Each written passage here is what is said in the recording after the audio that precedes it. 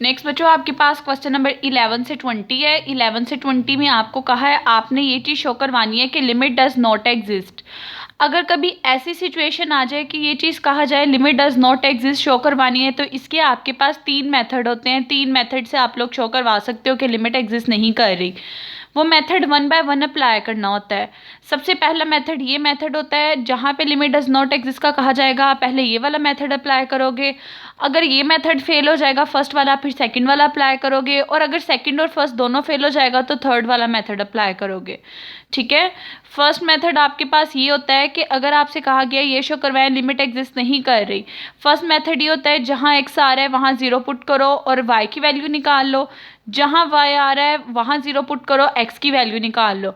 यानी एक दफ़ा एक्स 0 पुट करके वाई की निकाल लेनी है, एक दफ़ा वाई 0 पुट करके एक्स की निकाल लेनी है। अगर दोनों का आंसर जो निकला हो वो सेम आएगा तो आप कहोगे लिमिट एग्जिस्ट कर रही है। अगर दोनों का आंसर जो है वो डिफरेंट निकलेगा तो आप कहोगे लिमिट एग्जिस्ट नहीं कर रही।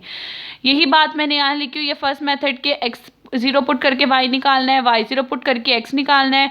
अगर बोथ केसेस में या बोथ पाथ, ये सिंपल बेसिकली पाथ 1 है, ये पाथ 2 है, ये पहला रास्ता है, ये दूसरा रास्ता है। अगर ये डिफरेंट पाथ्स आपको डिफरेंट आंसर देंगे तो आप कहोगे कि लिमिट एग्जिस्ट नहीं कर रही।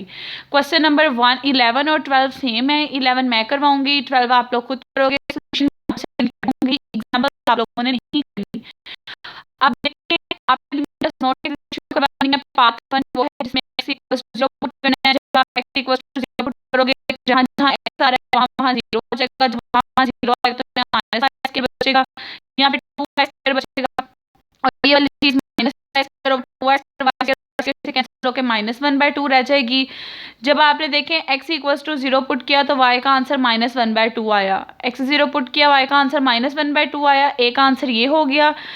पाथ 2 में आप y इक्वल्स टू 0 पुट करोगे। जब आप y इक्वल्स टू 0 पुट करोगे गिवन फंक्शन में तो 2x² ओवर x² आ जाएगा। इसको सॉल्व करोगे, इसका आंसर 2 आ जाएगा। यहाँ मैंने लिखा जब मैंने y को 0 पुट किया तो x का आंसर 2 आ गया।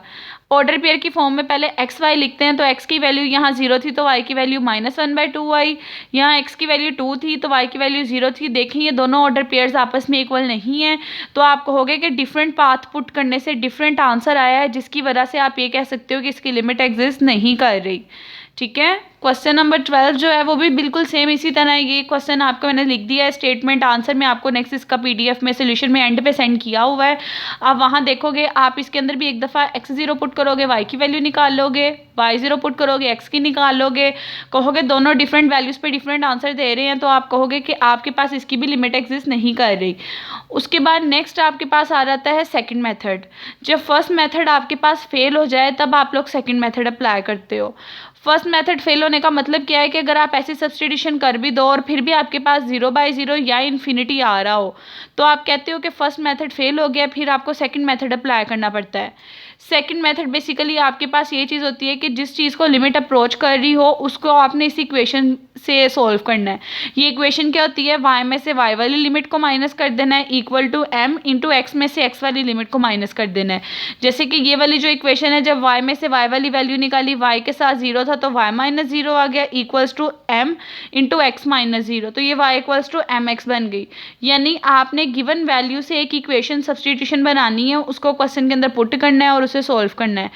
अगर जब आप इस टाइप का क्वेश्चन सोल्व करो और सारे का सारा आंसर जो है वो सिंपल m में आपका चेंज हो जाए, यानी सारी की सारी वैल्यू m पे आ जाए, तो आप कहोगे कि उसकी लिमिट एग्जिस्ट नहीं कर रही। उसकी एक रीज़न होती है कि अगर सारे का सारा आंसर x y से ख़त्म होकर m में आ जाएगा तो आप कहोगे m की डिफरेंट वैल्यूज़ जब आप पुट करोगे तो वो डिफरेंट आंसर देगा, तो इस वजह से उसकी लिमिट एग्जिस्ट नहीं करती। यानी सेकेंड मेथड ये है, जब limit does not exist show करवाना हो आपने y इक्वल्स टू mx वाली सब्सटीट्यूशन करनी है। लाजमी नहीं हर जगह y इक्वल्स टू mx आएगा, जहाँ 0 0 होगा वहाँ ये सिचुएशन बनेगी। अगर यहाँ पे 1 होता और यहाँ पे 2 होता उसके रिस्पेक्ट से इक्वेशन और बननी थी। आपको इससे रिलेटेड क्वेश्चन नंबर 13 14 15 है। 13 मैं करवाती हूँ, उससे आपको क्लियर होगा ये क्वेश्चन कैसे करते हैं। 14 और 15 का सोल्यूशन सेंड कर दूँगी, वो आप लोग खुद ट्राई करोगे। अब देखें 13 वाला क्वेश्चन x1 को अप्रोच कर रहा है, y2 को अप्रोच कर रहा है। अगर मैं इस पे फर्स्ट वाला मेथड लगाती कि एक दफ़ा x को 0 पुट कर देती, y की वैल्यू निकालती, या y को 0 पुट करती, x की वैल्यू निकालती, तो वो मेरे पास 0/0 इन्फिनिटी फॉर्म बननी थी। ठीक है, वो बेसिकली मेरे पास ये वाली फॉर्म आ जानी थी, तो आपने ये वाली फॉर्म नहीं लगानी। और अगर 0/0 ना भी फॉर्म बनती तो आपके पास ये जो वैल्यू थी इसने आपको इक्वल आंसर दे देना था। ठीक है।